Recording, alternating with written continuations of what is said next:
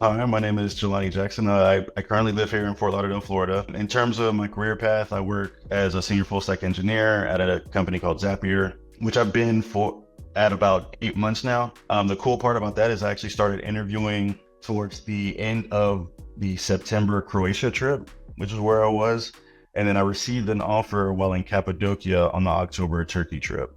I've been working remotely since January of 2019, and the traveling part of that happened March 31st, 2019, because that was the day that I was flying out of Miami International to Santiago, Chile for my very first ROI program, which was Ouroboros.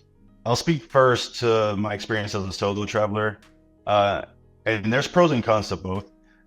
In terms of a solo traveler experience, I've noticed with myself that because I'm alone, it forces me to go and seek out a community to hang out with. The downside to that is it can get lonely depending on your personality. If you're not up for getting out and meeting new people, then that can be a challenge too.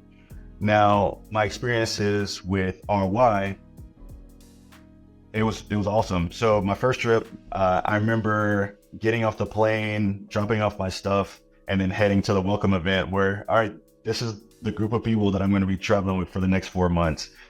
And having that sense of community is awesome, especially if you're going to a country where you've never been before. It's always good to know that, all right, it might be a challenge to meet the locals and hang out with people there, but I at least have my travel group that I can rely on and like relate to on our shared experience in this new place. So I definitely think remote year is great for that in terms of getting out in a new place with familiar faces or people that are familiar to you. I think the more you travel, especially longer term, the more you realize that even though people might have a language barrier depending on what country you go to, like we're all kind of the same. Like obviously we're different, but like we all deal with some of the same stuff.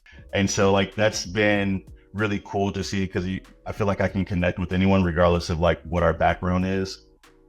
How it's impacted my life is really interesting. I feel like this travel journey has caused me to give a little bit, maybe too much grace to a place where I'm working because it's like, all right, I hate what I'm doing, or maybe I hate what I'm doing, but like I might need to make a change. But because I'm done with work and it's like, oh, I'm in this beautiful country with some cool people, like maybe I forget about how bad work might be at that point in time. And so the place that I was working in, I probably stayed maybe a year too long just because I was traveling and having such a good time outside of work. Um, yeah, and in terms of other people, there's been a number of people who seen me traveling and maybe they didn't know or didn't think that they could do it, and then they see someone they know doing it, and it's like, oh, well, I could be able to do it too.